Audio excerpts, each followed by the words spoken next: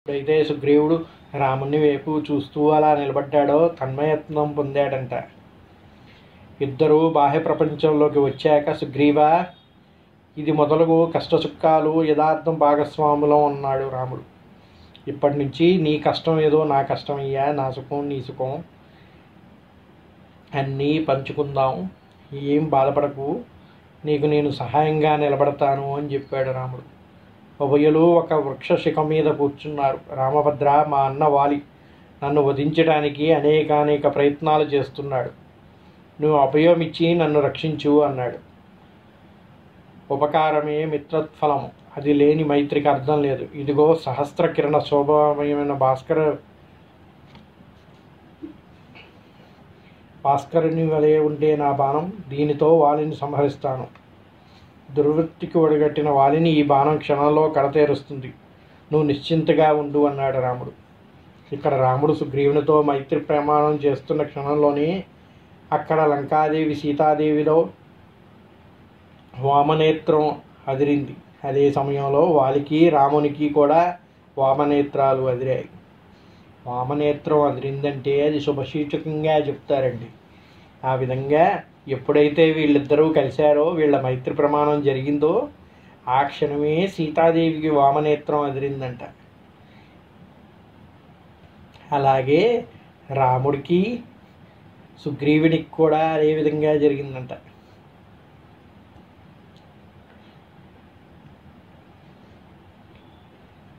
ఎప్పుడైనా ఆడవాళ్ళకి ఎడంకన్ను ఎదిరితే శుభం గోచరిస్తుంది అంటారు. అక్కడ ఎప్పుడైతే వీళ్ళిద్దరూ సుగ్రీవుడు రాముడు మైత్రి ప్రమాణం చేశారో సీతాదేవికి ఎడంకన్ను ఎదిరిందంట. ఆమెకి ఎడంకన్ను ఎదిరింది అంటే శుభసూచకం. స్త్రీకి ఎడంకన్ను ఎదిరితే శుభసూచకం. అదే ఎడంకన్ను పురుషులకు ఎదిరితే అది అశుభం. ఇక్కడ ఏం జరిగిందయ్యా అంటే వీరిద్దరూ ఎప్పుడైతే మైత్రి ప్రమాణం చేశారో అటు వాలికి ఇటు రావణాసుడికి కూడా ఎడంకన్ను అదిరిందంట. కొంతసేపు అయ్యాక సుగ్రీవుడు, రామభద్ర, ఇప్పుడు నాకు స్మరణకు వస్తున్నది. ఒకనాడు ఈ పర్వత శిఖరం మీద మేమంతా ఉండగా రావణుడు ఒక స్త్రీని అపహరించుకు వెళ్తున్నాడు. ఆవిడ మా జానకి అయి ఉండాలి. హే రామ లక్ష్మణ అని ఆక్రోశించడం మేము విన్నాం. మమ్మల్ని చూసినట్టుంది ఆవిడ. తన నగలన్నీ మూటగట్టి ఇక్కడ విడిచేసింది. అవి ఎలా దాచి ఉంచాము. ఆ మూట తెప్పించినా అనగా ఇంకా ఎందుకు ఆలస్యం అన్నాడు రాముడు. క్షణంలో సుగ్రీవుడు వెళ్ళి కొండగుహలో ఉన్న నగల మూట తెచ్చి రామును ముందుంచాడు. మూట ముడివిప్పాడు రాముడు. విష్పక్షణంలో ఆయన కన్నులు నీరు నిండింది. ఎప్పుడైతే సీతాదేవి నగలు వచ్చాయో రాముడికి కన్నీరు పర్యంతం అయ్యాడంట. అలా కన్నీరు కారుతున్న కన్నులతో అదేమీ చూడలేకపోయాడు. మంచుతో కప్పిన చంద్రబింబంలా అయింది ఆయన వదనం. హే ప్రియా అంటూ నేల కూలాడు. కన్నీరు వర్షధార అయింది. మనస్సు స్వస్థత కావడం లేదు. కన్నీరు కట్టబడలేదు. కొంతసేపు అలా దుఃఖించి, తమ్ముడు మీ వదిన నగలేమో చూడవయ్యా అన్నాడు లక్ష్మణుడి వైపు సైగ చేస్తూ. అని జానకీదేవి కాలి అందలి చేతితో పుచ్చుకున్నాడు లక్ష్మణుడు. కొంతసేపటికి తేరుకొని రాముడు, చెలికాడ నా ప్రాణశకిని హరించిన వాణిని సర్వనాశనం చేసి తీరుతాను. వాడు ఏ దిశగా వెళ్ళాడు, ఎక్కడికి వెళ్ళాడు అని ప్రశ్నించాడు. రాముడికి ఎప్పుడైతే ఆయన గలమూట అందించాడో సుగ్రీవుడు, రాముడు ఆ దుఃఖసాగరంలో మునిగిన వాడటువంటి వాడై ఆ కనుల్లో నీరు కారుతుండగా ఏది స్పష్టంగా చూడలేకపోయాడంట. ఆ పరిస్థితిలో ఆయన ఏమీ చూడలేక లక్ష్మణుడికి అందించాడు ఆ మూట. లక్ష్మణుడు ఎప్పుడు కూడా సీతారాముల యొక్క పాదాల వైపు చూసేవాడే కానీ సీతాదేవి పైభాగం ఎప్పుడూ చూడలేదంట. ఇప్పుడు కూడా తల్లి పాదాల చెంత వరకే, అక్కడ వరకే చూసేవాడంట. అందువల్ల ఆ నగల్ని వేటిని కూడా గుర్తించలేకపోయాడు లక్ష్మణుడు. కానీ ఆమె కాలి అందెల్ని మాత్రం గుర్తించగలిగాడంట లక్ష్మణుడు. ఎందుకయ్యా అంటే లక్ష్మణుడు ఎప్పుడు కూడా తల్లి పాదాభివందనం చేసేవాడు.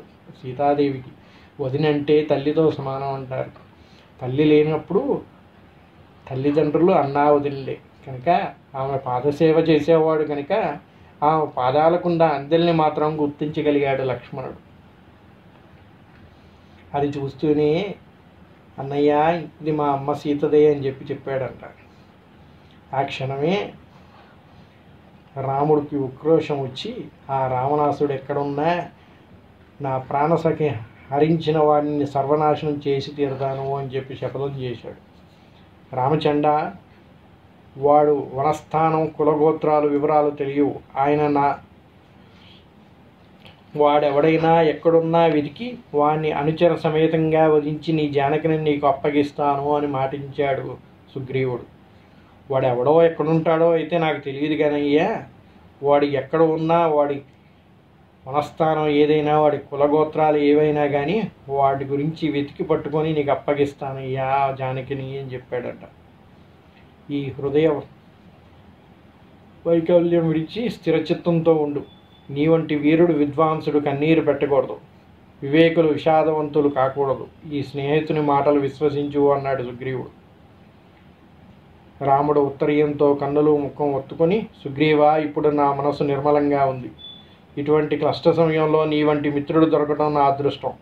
ఇప్పుడు ఇంకా సీతాన్వేషణ ఆరంభించాలి. నేను నీకు చేయవలసినది ఏమిటో స్పష్టంగా చెప్పు.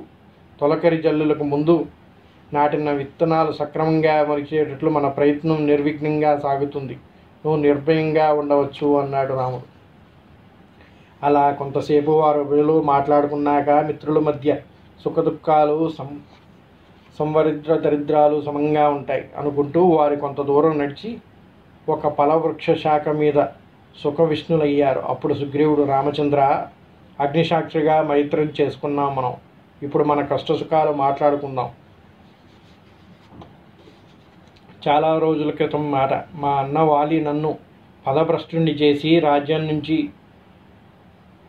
బయటికి పంపించేశాడు. నా మిత్రుల్ని బంధించాడు. అంతటితో తృప్తిపడక నన్ను సంహరించడానికి సర్వప్రయత్నాలు చేస్తున్నాడు. ఎవరో మహాయోధుల్ని పంపి నన్ను చంపడానికి ప్రయత్నించాడు. ఇంకా మానలేదు. అందుచేత ముందు మిమ్మల్ని చూస్తూనే ఆయన పంపిన దూతలేమో అని భయపడ్డాను. గుండె నిబ్బరం లేనివాడికి అన్నీ సందేహాలే కదా. అసలు విషయం, వానరరాజు వాలి ఉన్నాడే, ఆయన మహాబలిష్ఠుడు. వాడు జీవించి ఉండగా నాకు సుఖశాంతులు లేవు అంటుంటే రాముడు, మీ అన్నదమ్ముల కలహ కారణం ఏమిటి అని అడిగాడు. సుగ్రీవా, ఈ కిష్కింధకు అధిపతి వృక్షరాజసుడు. ఆయనకి మేమిద్దరం బిడ్డలం. మా మధ్య ఎంతో సౌహార్దం ఉండేది. పెద్దవాడుగా వాలి సింహాసనం అధిష్ఠించాడు. నేను వినయ సేవాభావంతో కొలిచేవాడిని. అలా కాలం సుఖంగా సాగుతున్న రోజుల్లో దుందుబి అనే రాక్షసుని కొడుకు మాయావి అనేవాడు బలమద గర్వంతో ఒకనాడు అర్ధరాత్రి మా కిష్కింధకు వచ్చి గర్జించాడు. పిడుగులు పడుతున్నట్లు సాగుతున్న ఆ గర్జనలను కిష్కింధ గజగజలాడింది. మా అన్నయ్యకు వానికి ఒకానొక స్త్రీ విషయమై ఏదో వైరం ఉన్నట్టు విన్నాను. ఆ క్రోధంతో వచ్చాడు వాడు. వాడి గర్జన విని సుఖనిద్రలో ఉన్న మా అన్న లేచి విషయం తెలుసుకొని వాడి లేచినట్టే రోహిత వృక్షుడై బయలుదేరుతుంటే అర్ధరాత్రి మాయావితో పోరు సాగించవద్దని వారించాను. ఆయన మా మాటలు వినే స్థితిలో లేడు. అడ్డు వచ్చిన వారందరినీ పక్కకు తోసి ముందుకు సాగిపోయాడు. అన్నగారిని ఒంటరిగా విడవలేక నేను కూడా ఆయన వెంటబడ్డాను. నగరం సరిహద్దుల్లో మా ఇద్దరిని చూసిన మాయావి భయంతో పరుగు లంకించుకున్నాడు. మా అన్నయ్య వాడి వెంట పరుగు పెడుతుంటే నేను వెళ్ళాను. పరిగెత్తి వాడొక బిలంలో దూరాడు. అది చూసి మా అన్నయ్య, తమ్ముడు, నువ్వు ఇక్కడే ఈ బిలద్వారం దగ్గర రక్షగా ఉండు, నేను వాడిని కడతేర్చి వస్తాను అని వెళ్ళాడు. రోజులు గడుస్తున్నాయి. నేను నిద్రాహారాలు లేకుండా బిలద్వారం రక్షణగా నిలిచి అన్నగారి కోసం నిరీక్షిస్తున్నాను. ఆ మాయావి మా అన్నని ఏం చేశాడో అని భయపడుతూనే ఉన్నాను. అలా ఉండగా ఒకనాడు లోపల నుండి రక్తం ప్రవాహంలా వచ్చింది. మాంసం ఖండాలు కూడా దొర్లి వస్తున్నాయి. రాక్షస గర్జనలు వినిపిస్తూనే ఉన్నాయి. నా ఆశ సన్నగిల్లింది. ఆ మాయావి మా అన్నని చంపి ఉంటాడనుకున్నాను. ఇంకా వాడు వెలుపలికి రాకుండా పెద్ద రాతి బండతో ఆ బిలద్వారం మూసేసి వెనుదిరిగి వచ్చాను. ఇదయ్యా జరిగింది అని మొత్తం రాముడికి చెప్పాడు. విషయాలన్నీ మంత్రులకి నివేదించి ఆయనకి ఉదక క్రియలు నిర్వర్తించాను. మంత్రులందరూ నన్ను రాజ్యాధిపతిని చేశారు. రోజులు గడుస్తున్నాయి. ఒకనాడు నేను సింహాసనం మీద కొలువు తీరి ఉండగా మా అన్నయ్య వచ్చి నన్ను చూస్తూనే తీవ్ర రోషంతో నానా దుర్భాషలు ఆడి నేనేం మాట్లాడలేదు ఆయన మీద గౌరవంతో. అయినా అదేం వినకుండా నన్ను ఇష్టం వచ్చినట్టుగా తిట్టాడయ్యా. సోదర ప్రేమతో గౌరవంతో ఆయన పాదాలకు నమస్కరించి విషయం వివరించడానికి విశ్వ ప్రయత్నం చేశాను. ఆయన రోషద్వేష హృదయంతో నా మాటలు వినలేదు. మా అదృష్టం వల్ల నువ్వు శత్రు సంహారం చేసి తిరిగి వచ్చావు. రా, ఇదిగో ఈ రాజ్య లాంఛనాలన్నీ నీవే. ఈ సింహాసనం అధీశించు. నువ్వే ప్రభువుగా ఉండాలి. నేను ఈ దాసుణ్ణి. క్రోధం విడిచి ఈ తమ్ముణ్ణి అనుగ్రహించు అని పరిపరి విధాలా అర్థించాను. అయినా ఆయన వినలేదు. మంత్రులందరినీ ఉద్దేశించి, ఓ మంత్రులారా, ఆ రాత్రి మాయావుని వెంటాడుతూ వెళ్ళాం. వాడికో మహాబిలంలో దూరాడు. నేను బిలద్వార రక్షణలో సుగ్రీవుని ఉంచి లోపలికి వెళ్ళాను. వాడు కనిపించలేదు. వెతికి వెతికి పట్టుకున్నాను. వాడి అనుచరులు కూడా ఉన్నారు. అందరినీ సంహరించాను. ఆ రక్త మాంసాలు మహాప్రవాహం అయ్యాయి. అంత అయ్యాక నేను మహోత్సాహంతో ద్వారం దగ్గరికి చేరేసరికి అది మూతపడి ఉందయ్యా అన్నాడు. అడ్డంగా ఉన్న బండరాయిని అతి ప్రయాస మీద తప్పించి ఇక్కడికి వచ్చి చూసింది కదా. ఇది వీడి కథ. రాజ్యాకాంక్షతో వీడు ఆ బిలద్వారం మూసి వచ్చాడు. నా రాజ్యంలో వీడికి స్థానం లేదు అని నన్ను తరిమి నా భార్యని చెరపట్టాడయ్యా అని చెప్పాడు సుగ్రీవుడు రామచంద్రుడు. అది మొదలుగా నేను భూమండలమంతా తిరుగుతూ ప్రదక్షిణ చేస్తుంటున్నాను. ఎక్కడ ఉన్నా నన్ను సంహరించడానికి ప్రయత్నిస్తుంటే చివరికి ఈ ఋష్యముఖం చేరాను. ఆర్య, ఇప్పుడు మీరే చెప్పండి, ఇందులో నా దోషం ఏమన్నా ఉందా అన్నాడు సుగ్రీవుడు. రాముడు, సుగ్రీవా, అర్థమైంది. అన్యాయానికి ఒడిగట్టిన వాలిని ఈ నిశిత శరాలతో కడదేరుస్తాను. నా బాణఘాతం తినవంత వరకే వాలి ఊపిరితో ఉంటాడు. త్వరలోనే ఆ హీన చరిత్రుడిని కథ వశిష్ఠుడు కాగలడు. సుగ్రీవుని గుండె సంతోషం తరంగిణి. రామభద్ర, ఇప్పుడు నీకు వాలి బలశక్తులు కూడా చెప్పాలి. అది తెలిసాక నీ కర్తవ్యం నిర్వహించు అన్నాడు. సరేనయ్యా, నువ్వు సంహరిస్తావు సరే, మరి ఆయన బలశక్తులు కూడా నీకు తెలియాలి కదా, చెప్తారు విను అని. వాలి ప్రతిదినం చతుసముద్రాల్లోనూ చుట్టి వస్తాడు. మహాగిరి శృంగాలను విరిచి బంతులాడుతుంటాడు. మహోత్తంగ వృక్షాలను విరిచి విసురుతుంటాడు. ఆయనకు అది నిత్య వ్యాయామ క్రీడ. మరొక్క మాట, దుందుబి అనే దానవుడుండేవాడు. వాడు 1000 ఏనుగుల బలం గలవాడు. దానికి తోడు బ్రహ్మదేవుడిచ్చిన వరాలున్నాయి. ఆ బలమదంతో వాడికి యుద్ధకుండా పుట్టి సముద్రుని యుద్ధానికి పిలిచాడు. సముద్రుడు వినయంగా చేతులు జోడించి, బాబు, నాకు నీతో యుద్ధం చేసే శక్తి లేదు.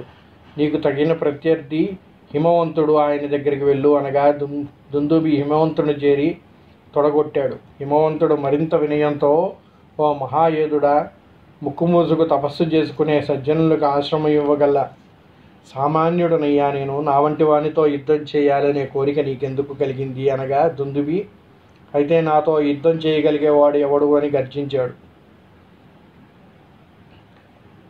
ఓ మహావీర శిరోమణి, అనన్య సామాన్య తేజోబలాక్రమితమైన కిష్కిందాధిపతి అయిన వాలి ఉన్నాడు. బహుశా ఆయన ఒక్కడే నీకు ఎదురు నిలవగలవాడు, నీ యుద్ధ కాంక్షని తీర్చగలవాడు అని చెప్పాడు. దుందుబి హూంకరిస్తూ మా కిష్కింద వచ్చి మా వనంలో మహావృక్షాలన్నీ వీగిపడేస్తున్నాడు. అంతఃపురంలో తన భార్యా సమూహంతో ఉన్న వాలి ఆ గర్జనలు విని, ఎందుకింత అల్లరి చేస్తున్నావు? నీ గురించి నేను విన్నాను. ఈ రాత్రిపూట ప్రాణాలు ఎందుకు తీయించుకుంటావు? వెళ్ళి సుఖంగా బ్రతుకు అన్నాడు. దుందుబి ఆగ్రహించి, అనవసరంగా ఆర్భాటాలు పలకు, నాతో యుద్ధం చేయని. ఆ రాత్రి నువ్వు భార్యా సమానంతో సుఖభోగాలు అనుభవించదలుచుకుంటే వదిలేస్తాను. నా రణఖండంతో రేపు తెచ్చుకొచ్చుకుంటాను. రేపు నువ్వు చేసుకోవలసినవన్నీ చేసుకో. యోగ్యుడైన వాడు సింహాసనం ఎక్కించారా? నాతో తలపడి వాడితో మొండెం మీద ఉండకూడదనుకుంటే నా శ్రేయస్సు కోరి చెప్తున్నాను. ఆయుధహీనులతో ఈ దుందుబి యుద్ధం చేయుడు అని అట్టహాసం చేశాడు. వాలి వికటాట్టహాసం చేసి పరిజనాన్ని లోపలికి పొమ్మన్నాడు. ఆ రాక్షస శ్రేష్ఠుడా, చాలా సంతోషం. నీ రణకుండతో ఇప్పుడే తీరుస్తాను. నీకంత యుద్ధోన్మాదం ఉంటే ఇప్పుడే తీరుస్తాను రా అన్నాడంట. వాలి తన అనుచరులందరినీ లోపలికి పంపించేసి వాడితో యుద్ధానికి సిద్ధమయ్యాడు. ఆ 2 కొమ్మలు బట్టి గిర్రని తిప్పి ఒకరి ఊరు విసిరాడు. దుందుబి నవరంధ్రాల నుండి రక్తధారలు ఆరంభమయ్యాయి. దానితో వాడు మరింత రోష చిత్తుడై ఎదురు తిరిగాడు. కొద్ది క్షణాల్లో వారిద్దరు పాలు నడిపారు. మా అన్న పొడిచిన మోకటి పోట్లతో పిడికిలి గుద్దులతో నీరసపడిపోయాడు. వాడు ఆఖరి శ్వాస విడిచే సమయంలో వాడి కళ్ళు మెలిపెట్టి వాడి కాళ్ళన్నీ మెలపెట్టి మా అన్నయ్య విసిరిన విసురుకి ఆ కాయం 2 యోజనల దూరంలో పడింది. ఆ విసురులో దుందుబి దేహం నుండి చెదిరిన రక్త బిందువులు ఇక్కడ ప్రశాంతంగా తపస్సు చేసుకునే మాతంగ మహర్షి మీద పడ్డాయి. ఆయన అదిరిపడి కన్నులు విచ్చి చూశాడు. దుందుబి దీర్ఘకాయం కనిపించింది. ఇది వాలి పని అనుకున్నాడు ఆయన. అంతే. ప్రశాంత పవిత్రమైన నా ఆశ్రమాన్ని ఇలా చేసిన వాడెవడో వాడు ఈ ఆశ్రమానికి 4 క్రోశాల దూరంలో ఎక్కడ అడుగుపెట్టినా ప్రాణాలు వదిలిస్తాడు అని చెప్పించాడు. ఒక విషయం తెలుసా, సుగ్రీవుడు ఋష్యమూకం అంతా ప్రపంచం అంతా కూడా తిరిగి ఎక్కడా ఉండలేక వాళ్ళని తప్పించుకోలేక ఈ ఋష్యమూకం మీద ఎందుకు వచ్చి నివసిస్తున్నాడు అంటే దాని కదయ్యా ఇదంతా. మాతంగ మహర్షి శాపం వల్ల దుందుబిని వాలి సంహరించినప్పుడు పడిన నెత్తురు వల్ల ఆయన తపస్సుకు భంగం కలిగిందంట. ఆ కోపంతో మాతంగ మహర్షి 4 క్రోశాలు ఆయన ఉండే ప్రాంతానికి 4 క్రోశాల చుట్టూ ఎక్కువ అడుగు వేసినా కూడా వాలి సంహరింపబడతాడు అని శపించాడంట. అందుకని ఈ ఋష్యమూకం చుట్టూ కూడా వాలి రాడు. అందుకనే ఇక్కడ ప్రశాంతంగా ఉంటుందనే ఉద్దేశంతో సుగ్రీవుడు ఇక్కడ ఉన్నాడంట. ప్రశాంత పవిత్రమైన నా ఆశ్రమాన్ని ఇలా చేసిన వాడు ఈ విధంగా శపించాడు.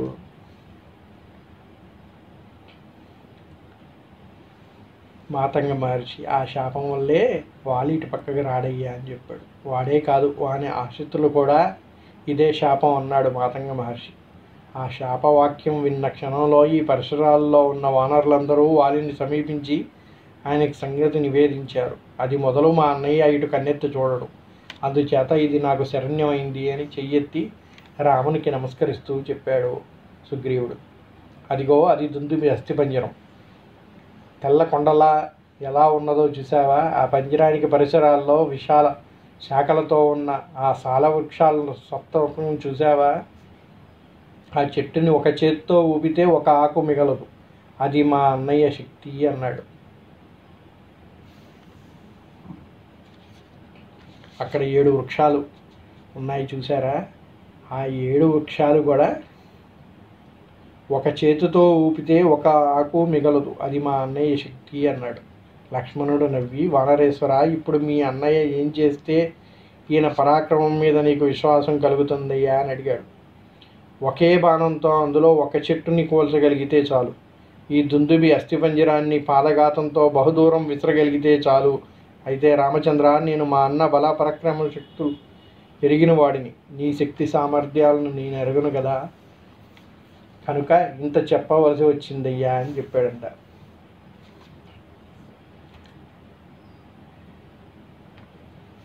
వాలికి ఒక వరం ఉందండి. ఆయన శక్తి ఏమిటంటే ఒక 7 చెట్లు ఉన్నాయంట. ఆ 7 చెట్లని ఏకబాణంతో కూల్చిన వాడే వాలిని సంహరించగలడు. అలాగే వాలి శక్తి చూశారు కదా, ఆయన ఒక తన్నుదంతే దుందుబి అంత దూరంలో పోయి పడ్డాడు. ఆ మహాకాయం కనిపిస్తుంది కదా, ఇప్పుడు ఆ కాయం లేదు, అస్థిపంజరం మాత్రమే మిగిలింది. ఆ అస్థిపంజరాన్ని మీరు కాలితో తన్నగలిగితే మీకు అంత శక్తి సామర్థ్యం ఉందని నాకు తెలుస్తుందయ్యా అని చెప్పి రామచంద్రుడికి లక్ష్మణుడికి చెప్పాడు సుగ్రీవుడు. రాముడు లేచి 4 అడుగులు వేసి కాలి బ్రొటన వేలుతో దుందుబి అస్థిపంజరాన్ని కలిపాడు. అది 10 క్రోశల అవతల పడింది. మళ్ళీ తిరిగి వచ్చి మామూలుగా కూర్చున్నాడు. అప్పుడు సుగ్రీవుడు, రామభద్ర, ఇది రక్త మాంసాలతో నిండి ఉన్నప్పుడు విసిరాడు మా అన్నయ్య. ఈనాటిది ఎండిపోయి ఉంది. అందుచేత చేతులు నలుపుతుంటే రాముడు నీకు నమ్మకం కలగలేదనిపిస్తుంది. ఈ సాలపట్నంలో ఒకదాన్ని ఒక బాణంతో పడగొడితే చాలు అన్నాడు సుగ్రీవుడు. రాముడు ధనస్సునెత్తి అనాయాసంగా బాణం సంధించాడు. అకర్ణంత్రంగా విడిచాడు. అది మరుక్షణం 7 మద్ది చెట్లను సమూలంగా పెళ్లిగించి తిరిగి వచ్చి రాముని బాణాసనంలో చేరింది. రెప్పపాటి వ్యవధనలో జరిగిన ఈ అద్భుతాన్ని చూసిన సుగ్రీవుడు ఆనందాశ్చర్యాలు కలిగాయి. ఆ వానరేశ్వరుడు రామని పాదాల మీద పడి, మహావీరుడా, తేజస్వంతులతో సూర్యుడు మహోన్నత పర్వతాల్లో హిమవంతుడు, జంతుకోటిలో సింహముల వలె నువ్వు పురుషుల్లో శ్రేష్ఠుడు అయ్యా. నీ బాణదాటికి దేవతలు కూడా నిలవలేరు. ఇప్పుడు ఇంకా నాకు విశ్వాసం కుదిరింది అన్నాడంట. రాముడు సుగ్రీవుని ఆలింగనం చేసుకొని, ఇప్పుడే కిష్కింధకు వెళ్ళి మన కర్తవ్యం పూర్తి చేద్దాం. నాడు నువ్వు ముందు వెళ్ళి మీ అన్నయ్యని యుద్ధానికి పిలువు, తర్వాయి నీ పని నేను చూసుకుంటా అన్నాడు రాముడు. అందరూ కిష్కింధ చేరి నగర వాసరాల్లో చెట్లు మట్టుగా నిలబడ్డారు. ఇంకో విషయం చెప్పాడండి సుగ్రీవుడు ఇక్కడ. వాలికి ఉన్న బలం ఏమయ్యా అంటే, ఎంతటి బలశాలి అయినా వాలి ముందు నిలబడితే వాడి బలం మొత్తాన్ని కూడా ఆకర్షిస్తాడు వాలి. అందుచేత రాముడు ఎంత శక్తివంతుడైనా, ఎంత తెలియగలవాడైనా వాలి ముందుకు వెళ్ళకూడదు. వాలి ముందుకెళ్తే రాముడికున్న శక్తి మొత్తం కూడా వాలికి చేరుతుంది. అటువంటి ఆకర్షణ శక్తి కలదు వాలి దగ్గర. ఇందువలనే వాలిని వెనక నుంచి చంపాడు రాముడు. యుద్ధనీతిలో వెనక నుంచి చంపకూడదు కదా, మరి వాలిని రాముడు వెనక నుంచి బాణం వేసి చంపాడు, తప్పు కదా అంటారు కొందరు. రాముడు ఎవరు? ప్రభువు. ప్రభువు యొక్క కర్తవ్యం ఏంటి? దుష్టుల్ని శిక్షించాలి, శిష్ట రక్షణ చేయాలి. ఇక్కడ మరి వాలి చేసింది తప్పు కదా. తప్పు చేసిన వాడిని దండించే అధికారం ప్రభువుగా రాముడికి ఉంది కదా. అందుకనే దండన నీతితో దండించాడే తప్పితే యుద్ధ నీతిలో యుద్ధం చేయలేదు వాలితో రాముడు. ఎందుకంటే రాముడు ఎక్కడా కూడా వాలితో యుద్ధం చేయలేదు, కేవలం దండించాడు, బాణంతో దండించాడు. కనుకనే చెట్టు చాటు నుంచి బాణం వేశాడు రాముడు. ఈ ధర్మ సందేహం చాలామందికి కలుగుతుంది, కనుకనే ఇది ముందే నిర్వర్తిస్తూ మీ అందరికీ తెలిసే విధంగా చెప్తున్నాను. అందరూ కిష్కింధ చేరి నగర పరిసరాల్లో చెట్టు మాటను నిలబడ్డారు. సుగ్రీవుడు ఉత్తరీయం నడుముకి చుట్టుపెట్టి నగర సింహద్వారం దగ్గర నిలబడి యథోత్సాహంతో సింహనాదం చేశాడు. ఆ గర్జన విన్న వాలి మండిపడ్డాడు. పడుతూనే ఒక్క ఉదుటున సుగ్రీవుని ఎదుటికి వచ్చి నిలబడ్డాడు. క్రోధక్తులై ఇద్దరు తొడలు చరిచారు. అంతే, ఆ నదమ్ములు ముష్టిఘాతంతో ఆకాశం దద్దరిల్లుతున్నది. పిడుగులు పడుతున్న ధ్వనులు వెలువడుతున్నాయి. రాముడు బాణం సంధించి చూస్తున్నాడు. ఎవరికి వెయ్యాలో అర్థం కావట్లేదు. ఇద్దరూ ఒకేలాగా ఉన్నారు. బలశాలి వాలి పిడికిటి పొట్టులతో సుగ్రీవుడు విరబోసిన మోదుగు చెట్టులా ఉన్నాడు. రాముడు సజ్జిత ధనువుతో ఎదురు చూస్తూనే ఉన్నాడు వాళ్ళని కొట్టడం కోసం.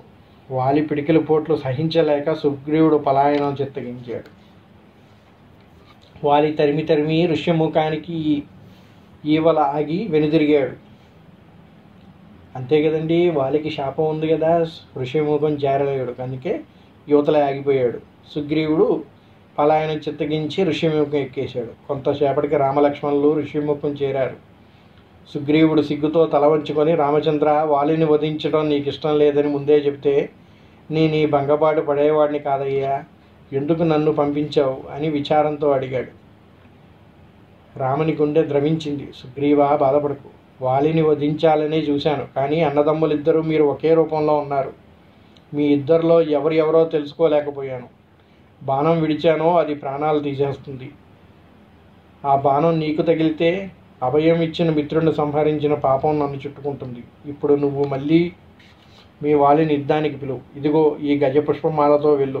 ఈసారి ఇదే బాణంతో వాలి ప్రాణాలని అనంత లోకాల్లో కలుస్తాయని లక్ష్మణుడు వైపు తిరిగాడు రాముడు.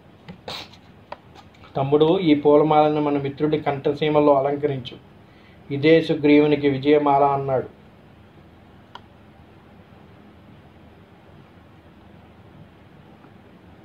సంధ్యాకాల మేఘంలా సుగ్రీవుడు ముందు సాగుతుంటే రామలక్ష్మణులు అనుసరించారు. ఆ వెనక నలుడు, నీలుడు, హనుమంతుడు, మిగిలిన సుగ్రీవ పరిజనం వస్తున్నారు. దారిలో ఫలపుష్ప భారంతో మహావృక్షాలు, వాటిని అల్లుకున్న లతలు, కొండలు, కొండ గుహలు, సరోవరాలు, ఈ తటాకాలతో రకరకాల జలపక్షులు, తెల్లని దంతాలతో ఉన్న ఏనుగులు, కదని మెరుపులతో మేఘాలు కనిపిస్తున్నాయి. అన్నిటినీ చూస్తూ రాముడు, సుగ్రీవ, ఏమిటి ఈ వన విశేషం అన్నాడు. ఇక్కడ సప్తజనానాభంతో 7 మహర్షులు వాయుభక్షంతో గ్రీష్మాగ్ని మధ్యంలో తపస్సు చేసుకుంటూ ఉండేవారయ్యా. తపోదీక్షకు విఘ్నం కలగకుండా ఈ పరిసరాల్లోకి ఎవరూ రాకుండా కట్టడి చేసుకున్నారు. వారి సిద్ధి పొంది ఎంతో కాలమైన అక్కడిక్కడ ఇలానే సాగుతున్నది అన్నాడు సుగ్రీవుడు. వారు కిష్కింధ సింహద్వారం చేరారు. చేరగానే సింహనాదం చేశాడు సుగ్రీవుడు. పిడుగుపడ్డట్టు వినపడింది నాదం వాలికి. మరొకసారి గర్జించాడు సుగ్రీవుడు. విన్నాడు వాలి. మళ్ళీ మళ్ళీ నిర్విరామంగా గర్జిస్తూనే ఉన్నాడు. నారీ జనమధ్యంలో భోగ విలాసుడై ఉన్న వాలికి ఆ గర్జన ధ్వనులు క్రోధ కారణాలయ్యాయి. నరాలు పొర్లుతున్నాయి. హుంకరించాడు. శయ్యామందిరం వదిలి అడుగు బయట పెడుతున్నాడు. ఆ సమయంలో అతని పట్టమనిషి తార అడ్డుపడింది.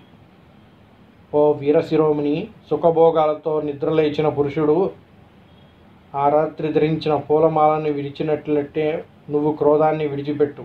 యుద్ధం చేయాలని ఉంటే రేపు వెళ్ళవచ్చు. శత్రువు నీకంటే బలవంతుడు కాకపోయినా అనాలోచితంగా చేయి కలపడం ఉచితం కాదు. కొద్ది గడియల క్రితమే నీ చేతుల్లో చావు దెబ్బలు తిన్నవాడు ఇంతలో ఎలా వచ్చాడంటే దీని వెనక కారణం ఉండకుండా ఉండదు. సుగ్రీవుడు దీశాలి, కార్యచతుర్థుడు. అందువల్ల మళ్ళీ నీ చేత దెబ్బలు తినడానికి రాడు. పైగా ఇందాకనే అంగదుడు చెప్పాడు, ఇక్ష్వాకు వంశీయుడైన దశరథ కుమారులు మహావీరులు రామలక్ష్మణులు సుగ్రీవునితో అగ్నిసాక్షిగా మైత్రి చేసుకున్నారంట. ఇప్పుడే నీ చేతిలో అన్ని దెబ్బలు తిన్నవాడు మళ్ళీ వచ్చాడంటే ఆలోచించు అని చెప్పి తార చెప్పింది. వారిలో రాముడు ప్రళయాగ్ని సదృశుడైన శత్రువనాన్ని దగ్ధం చేయగలడు. సాధుజన రక్షణలో అంతటి వాడు లేడు. ఆయనతో వైరం మనకి శ్రేయస్కరం కాదు. మీ అన్నదమ్ముల మధ్య వైరమే నాకు నచ్చలేదు కనుక ఇప్పుడే సుగ్రీవుని రావించి యువరాజుగా అభిషేకించు. అందువల్ల రాముడు కూడా మనకి మిత్రుడవుతాడు. మీకు నా మీద ప్రేమ ఉంటే నా మాట పాటించండి, సుగ్రీవునితో సంధి చేసుకోండి అన్నది తార. తార చెబుతూనే ఉన్నది. వాలి ఆమెని ఆపి,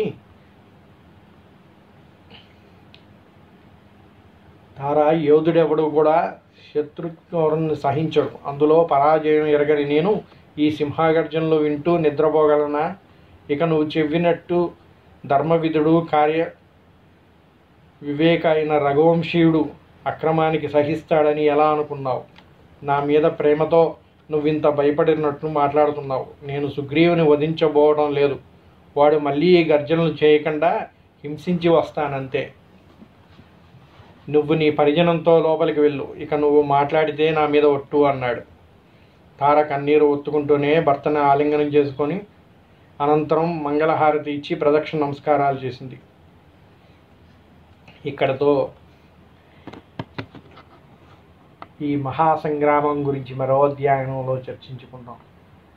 ఇప్పటికీ ఈ అధ్యాయంలో స్వస్తి పలుకుతూ సర్వే జనా సుఖినో భవంతు.